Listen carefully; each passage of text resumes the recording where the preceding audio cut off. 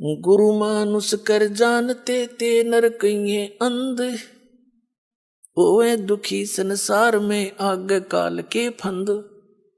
जैसे इस दास के स्थान पर परमात्मा होते तो कैसे व्यवहार करते आप तो खैर आप ही जानो, लेकिन दास को पता है मैं क्या करता है। जब भी उनके सामने आता आंखों में आंसू होते और उसके चेहरे की तरफ देखते रहते।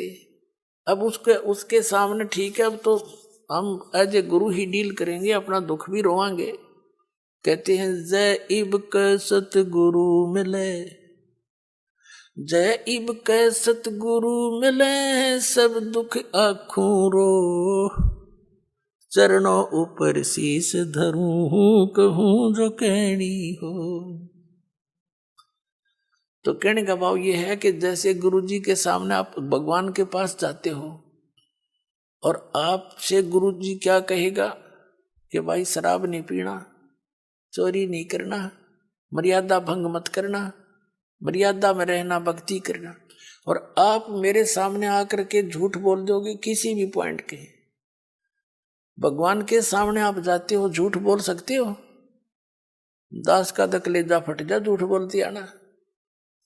तुम अपने आप सोच लो ना, आप किस व्यवहार करोगे मेरे साथ। जो इस दास के साथ आपका व्यवहार होगा वो भगवान के साथ माना जाएगा। दास भगवान नहीं है, लेकिन कबीर साहब कहते हैं गुरु को भगवान मानना पड़ेगा अपने। जैसे गणित के ऋण का एक प्रश्न होता है, उस प्रश्न को हल करने के लिए मूलधन ज्ञात करना होता है। वो मूलधन करोड़ों की संख्या में होता है, लेकिन वो मूलधन अज्ञात होता है। उस अज्ञात मूलधन, करोड़ों के मूलधन को प्राप्त करने के लिए, जानने के लिए, पाने के लिए मानना पड़ता है मूलधन 100 रुपये। वो 100 रुपये मूलधन नहीं होता, लेकिन उसको सपोज करे बिना वो मूलधन मिले नहीं जिसके लिए प्रयत्न हम करेंगे। तो हमारा मूलधन है कबीर साहब, लेकिन उस कबीर साहब को पाने के लिए आपने मानना पड़ेगा। मान लीजिए रामपाल कबीर साहब, एज ए ट्रीट नो करना पड़ेगा।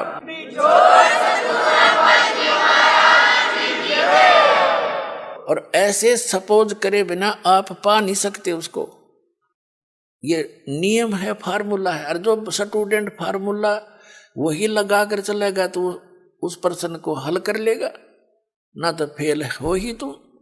तो हमने फेल नहीं होना। जब इस परमात्मा की स्कूल में आए हो, विद्यालय में, तो सारे फार्मूले लाओ। जब बस सफल हो गए तुम, तो कहते हैं मान लीजिए गुरु जी भगवान है, और भगवान के पास फिर गुरु सम्मुख ले झूठ संजोई, निश्चय नरक पड़े से सोई। वेद पुराण कहे सब साखी, साखी शब्द सब यूं बाकी, मानुष जन्म पाके खोए, और सतगुरु विमुखा युग युग रोए। गुरु सम्मुख ले झूठ संजोई, गुरु खा के झूठ बोले, निश्चय नरक पड़े से सोई। तो परमात्मा कहते हैं गुरु मानुष कर जानते ते नर कहिए अंध, ओए दुखी संसार में फिर आग गए यम के फंद। अब क्या होगा पुण्यात्माओं, जैसे क्या बताया है कि शरण पड़े को गुरु संभाले, जान के बालक भोला रे, कहे कबीर तुम चरण चित राखो, ज्यों सुई में डोरा रे। ऐसा भेद संबंध बनाओ अपने गुरुदेव के प्रति, वो नकलियों के प्रति नहीं। नकली तो काल के दूत है, उन्हें तुरंत त्याग दो। कई भक्त चिंतित हो जाते हैं कि कहीं हम उन गुरुओं को छोड़ दें और कहीं हमारे ऊपर आपत्तियां ना आ जाए। आपत्ति तो उनके शरण में आओगी तुमने, उन्हें छोड़ दें तो जान बचेगी तुम्हारी। कबीर साहब गरीबदास जी कहते हैं झूठे गुरु का लीतर लावे और गरते काट घसीटे, इनके पीटे पाप नहीं है, इन निश्चय पीटे। पीछे घटिया ये गुरु है, ये अनमोल जी उनका नाश करने लग रहे, अपना भी आप श्रद्धालुओं को मिसगाइड करे। तो कबीर साहब कहते हैं झूठे गुरु के पक्ष को और तजत न लावे वार, और द्वार न पावे शब्द का वो भटके वार ही वार। फिर कहते हैं जब लग गुरु मिले नहीं साचा, तब गुरु करो, तब तक गुरु करो 10 पाचा। जब तक सच्चा गुरु नहीं मिले तो कितने गुरु बदलने पड़े, उसमें पाप नहीं लाभ होगा। कहते गुरु की कबीर डूबे थे हम उबरे, गुरु की ज्ञान चमक, और बेड़ा देखा जर्जरा उतर चले फड़के। जैसे नौका टूटी ही और मझदार में जा रही हो, नीचे से पानी भरने लग रहा हो और साथ में कोई दूसरी ले जाकर खड़ी कर दे बिल्कुल ओके, और उसने कहा या डूबेगी भाई, देखिए पानी भरने लग रहा है इसमें, और आ जाओ इसमें। विकल्प कूद जाएंगे वो 1 सेकंड में, जो विकल्प नहीं हो तो डूबेंगे। जब विकल्प खड़ा कर दिया कि या ठीक सर इसमें आ जाओ, और फिर भी ना दे, फिर तो वो भांग पिए बैठे हैं, घटनों पानी में भी बड़े हैं और फिर भी नो के ओके है। तो जो दास प्रमाण दिखा रहा है और ये नौका साथ में खड़ी कर दी कि ये है ओके इसमें आ जाओ, और यह सारी डूबेगी तुम्हारी, और अब भी उनको नहीं छोड़ रहे, उन तो फिर नशा गणा हो रहा है, उनका क्या करें फिर हम। कबीर साहब कहते हैं कि ये चातुर पुरानी चोर हैं, इतना ज्ञान दास ने बता दिया और उनकी आंख, उनने तो कुछ ध्यान देना चाहिए। जो संत गुरु पद पर बैठे हैं, तुम क्या करने जा रहे हो, तुम्हारा ज्ञान फेल कर दिया, और फिर भी बोले आत्मा नहीं कहते भाई चलो वह भी आ जा, उन्होंने भी कह दे भाई बिल्कुल ठीक है, नहीं तो गलत बताओ मेरे ज्ञान को, मैं बार बार कह रहा हूँ ये गलत बताओ, गलत कह रहा हूँ, और गलत नहीं कह रहा तो स्वीकार करो, इन छोड़ दो परमात्मा के बच्चों ने, क्यों दुश्मन बने बैठे हो तुम।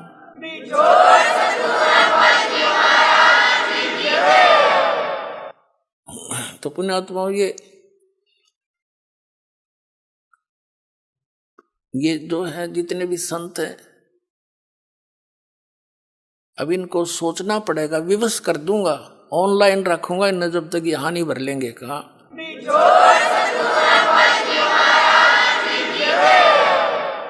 और क्योंकि ये बोले सरदार कबीर साहब कहते हैं चातुर प्राणी चोर हैं, जैसे मधु परमांस हरिये न्यो कह बोला हमने आध्यात्मिक ज्ञान चर्चा ना करी, इससे सिद्ध है कि ये परमार्थी नहीं है। अगर ये संत होते तो रूपदास जी की तरह कह देते धर्मदास को कि बेटा जा अपना कल्याण करा ले, मेरे तो समझ में आती नहीं, और तुझे गुरु मिल गया है तो जा कल्याण करवा ले। तो उसने छोड़ दिया तो बोली आत्मा आ गया और कबीर साहब के चरणों में गिर गया, फिर तो पूछो मत, फिर तो सारी ये बात समझ में आ गई है, भगवान मेरा तो नाश हो जाता, मैं तो डूब गया था, बताया जीव कहाँ जाएंगे जो आपके शरण में नहीं आते। परमात्मा ने कहा था तू ज्यादा चिंता मत कर, या बीचली पीढ़ी का समय आओगा ना जो 5500 वर्ष बीत जाएगा कलयुग, तब देखूंगा मैंने सारा ने, और तू भक्ति कर, तेरे वंश भी तभी पार होंगे जब मैं दोबारा आऊंगा। अब परमात्मा ने आए तो दास भेज दिया, पुण्यात्मा 100 की 100 साची मान लेना, ये सब प्रमाण बताने लग रहे।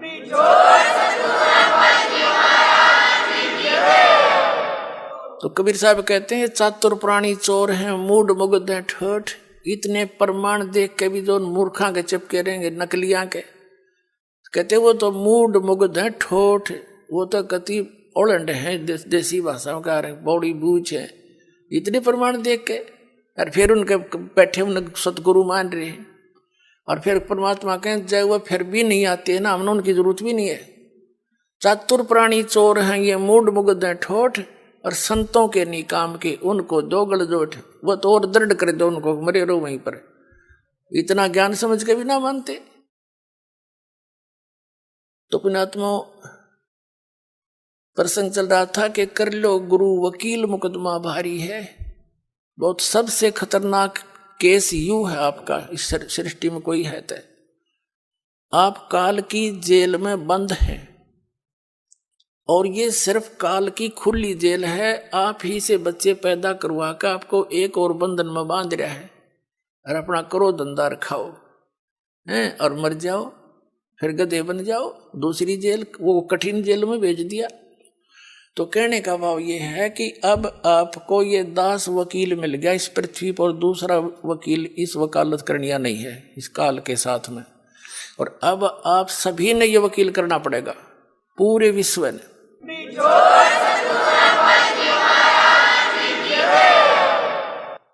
और उसके लिए क्या बताया है आप जी जैसे बताई दिया कि प्रथम मंत्र जो आपका जाप है आपके इन सभी कमलों के से बरी कराएगा आपको।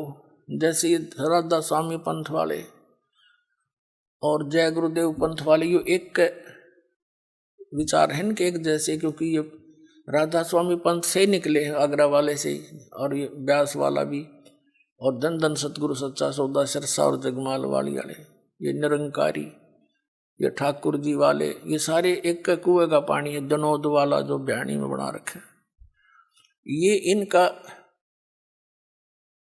ये क्या कहते हैं कि हमारे गुरु हम तो सीधे त्रिकुटी पर ध्यान लगाते हैं। त्रिकुटी पर हमने नीचे के इन कमल कमलों की कोई आवश्यकता नहीं है।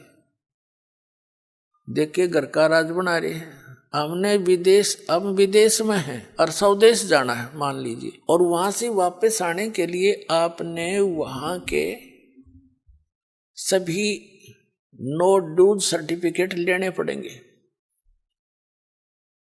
और तब आपका वापस आने का सारी क्लियरेंस होगी, तब आप वापस आ सकते हो।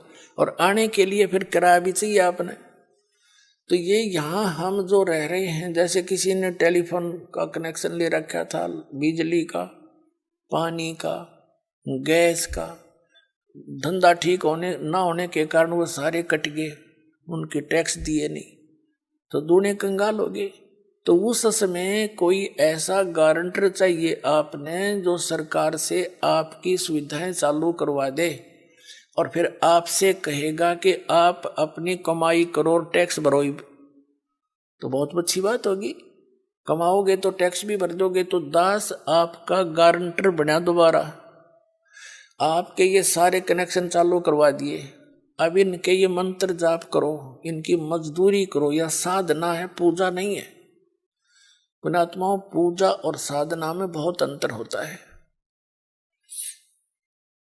पूजा तो वो कसक है किसी वस्तु के पाने की, जैसे हमने जल प्राप्ति करनी है और जल पृथ्वी में है, तो हमारे अंदर जो पूजा है वो तो जल है पूज्य।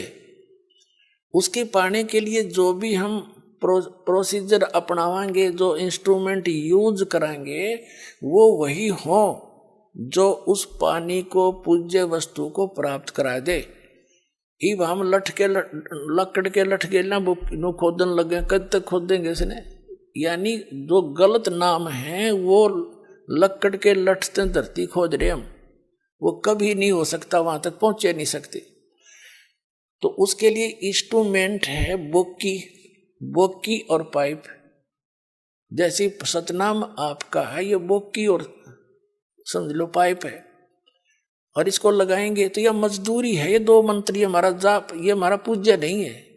उस पूज्य वस्तु को पाने के लिए ये इंस्ट्रूमेंट है हमारे, या साधना है, या मजदूरी है। और पूजा हम जल की कर रहे हैं, हम पूजा कबीर साहब की कर रहे हैं, सतलोक जाने की, उस सुख को पाने की।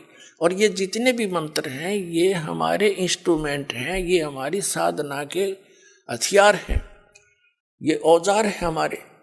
इनसे हम मिलेंगे, ये औजार ही वहाँ इस प्रोसेस में इस प्रोसीजर में यही कामयाब है, दूसरा कोई हो ही नहीं सकता। तो मंत्र नहीं इस पृथ्वी पे मोक्ष प्राप्ति के, केवल यही मंत्र है जो दास आपको दे रहा है। और ये प्रमाणित है, जिन महापुरुषों को परमात्मा स्वयं आकर मिले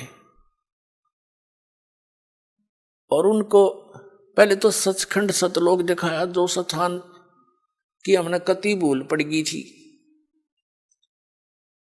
अब पुण्यात्माओं, जब ये प्रमाण दास के पास नहीं होता तो थूक बिलो लेता मैं, किसी का जू नहीं रहेंगे वो।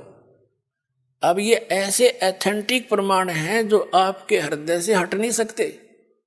आज किन किन को भगवान मिले? आदरणीय धर्मदास साहिब जी को, और इस कथा से खूब परिचित है पूरा कबीर पंथ। आदरणीय नानक साहिब जी को परमात्मा मिले, सचखंड लेकर गए। इससे पूरा सिख धर्म अच्छी तरह परिचित है, कैसी घटना घटी थी। और ऐसे ही आदरणीय दादू साहिब जी के साथ हुआ था, ये भी दादू पंथी सब जानते हैं। ऐसे आदरणीय गरीबदास साहिब जी के साथ हुआ था, सतलोक लेकर गए थे, वापस छोड़ा था, ये पूरा गरीबदास पंथ जानता है। ऐसे घीसा दास साहिब जी के साथ हुए थे। तो कहने का भाव ये है कि उन महापुरुषों को उस परमात्मा ने कौन सी साधना दी थी सतलोक जाने की, तो वही हमने आवश्यकता पड़ेगी, उससे अतिरिक्त कोई भक्ति नहीं, कोई साधना नहीं।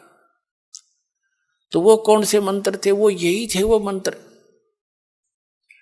इनको आदेश दे दिया था सख्त कि धर्मदास मेरी लाख दुहाई, यो मूल ज्ञान की तबार न जाए। और फिर इसी प्रकार कहा था, धर्मदास मेरी लाख दुहाई, ये सार शब्द कहीं बार ना जाए। ये मूल ज्ञान और सार शब्द बार जो पढ़ी, बिचली पीढ़ी हंस नीतर ही। अब जितना भी युग काल का सबसे ज्यादा सबसे अधिक जो पंथ का विस्तार हुआ है, ये राधा स्वामी से हुआ है। दूसरे नंबर निरंकारी से हुआ है। और ये दोनों के दोनों गुरु ग्रंथ साहिब को पढ़ के न्यारा सांग जोड़ा। और यदि ये मंत्र गुरु ग्रंथ साहिब में होते तो ये यही मंत्र देते पाते।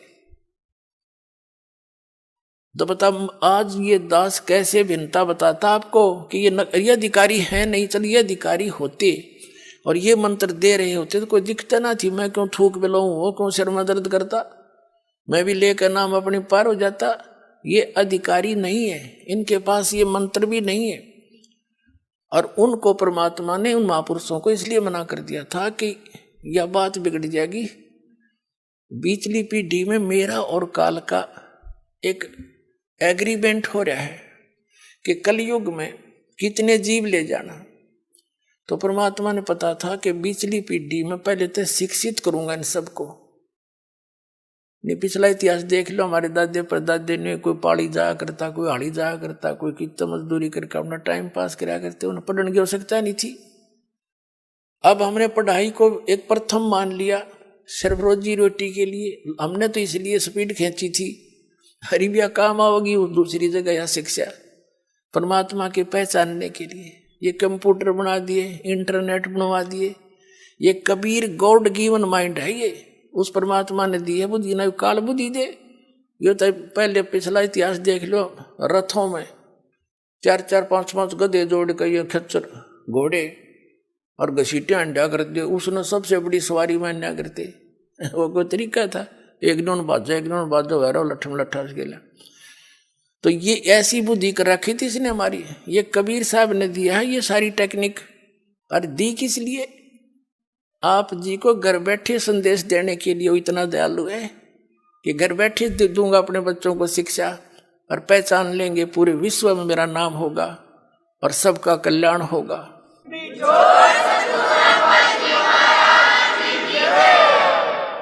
तो कहने का भाव ये है पुण्यात्माओं, परमात्मा कहते हैं कि ये राधा स्वामी वाले कहते हैं हम तो सीधे तिरकुटी बजाते। तिरकुटी तो इनने बरवाड़ा का बस स्टैंड मान रखा है। हाँ, पैदल गए पैदल पहुंच गए, साइकिल ठा साइकिल पर बैठ कर पहुंच गए। तिरकुटी बजाने के लिए अंगा लगेगा। तिरकुटी इन बेरा भी को ना तिरकुटी है कहाँ, सुन रखी है कबीर साहब की वाणी में। किसी को नहीं पता इन संतों को तिरकुटी है कहाँ और क्या स्थिति है वहां पर। मारे सट्टे सुड़ी सुनाई। तो ये सारे आप सिद्धे हो जाएंगे। भगत समाज बुद्धिमान है, बोले बाले श्रद्धालु बैठे हैं अभी तक इन्हों सोच के कि देखेंगे। और अब तो वो इस ऐसे बैठे हैं कि यूं चला जाएगा जब देखेंगे पाछे थे।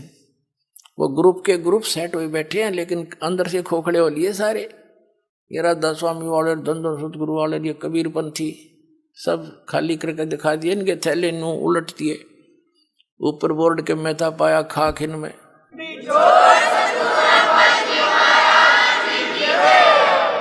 तो तिरकुटी पर जाने के लिए जैसे आपको बताया कि जैसे हमारा जल पूज्य है, पूजा हम जल की करते हैं, और ये नामों की साधना जो है ये तो इंस्ट्रूमेंट है अपने। तो 2 मंत्र का जो जाप है आपको, तो त्रिकुटी तक तो हम इनके जो पहले मंत्र में देते हैं ये यहाँ तक बड़ी आपको एडवांस करवा पाओगा परमात्मा। यहाँ तक तरोड़ा ही नहीं है, ये आगे फंड करता है वहां जाकर त्रिकुटी पे। वहां पर 3 रास्ते हो जाते हैं। सामने वाला रास्ता इसने कति बंद कर रखा है। ये अध्यात्म मार्ग उल्टा चलता है। जैसे हम त्रिवेणी बोलते हैं, वहां पर इलाहाबाद में जो गंगा और जमुना मिलती है और तीसरी कहीं नीचे सरस्वती है, और अध्यात्म मार्ग में उल्टा चलता है। वो वहां से 3 रास्ते हैं, बीच वाली जो है वहां इसने ब्रह्मरंध्र है, वो ब्रह्मरंध्र पर लोक ला रखा वज्र का, और ये परमात्मा के सतनाम के 2 अक्षर के नाम से और तीसरा जो मंत्र है आपका सार नाम से खुलते हैं, उसके बगैर वो खुल ही नहीं सकता। तो कहने का भाव ये है, त्रिकुटी पर जब आप पहुंच जाओगे, जैसा भाव आपका इस दास के प्रति यहाँ रिहर्सल के दौरान आपका होगा, तो वहां आप दास दिखेगा, आप वहां पहुंचोगे। जिसमें जैसा स्वभाव होगा वहां आपके रिहर्सल वहां काम आ गया, और वहां बहुत से मेला भरा होगा, कोई कुछ कह रहा होगा, इसने के बेरा यू तो नू है, जैसे अब भी आप बहुत कुछ सुनते हो समाज में। तो वहां जाकर यदि तुम डगमगोगे, तेरी बात बिगड़ जाएगी। तो यहां रिहर्सल इसलिए कराई जाती है, गुरु मानुष कर जानते ते नर कहिए अंध, होवे दुखी संसार में आगे काल के फंद। तो हम जैसे जल की प्राप्ति के लिए बोकी और पाइप प्रयोग कर रहे हैं, तो ये सतनाम जो है ये बोकी और पाइप समझ लो। अब सतनाम से भी मोक्ष नहीं, और अकेला सोहम नाम जप करने से भी लाभ नहीं। जैसे कबीर साहब की एक वाणी है कि जो जन होगा जो हरि, वो लेगा शब्द बिल गाए, और सोहम सोहम जप मेरे व्यर्था जन्म गवाए। यानी जो जौहरी होगा, सही ज्ञानवान होगा, तो वो इन शब्द को सही ढंग से पहचान लेगा, भिन्न भिन्न समझ कर प्राप्त करेगा।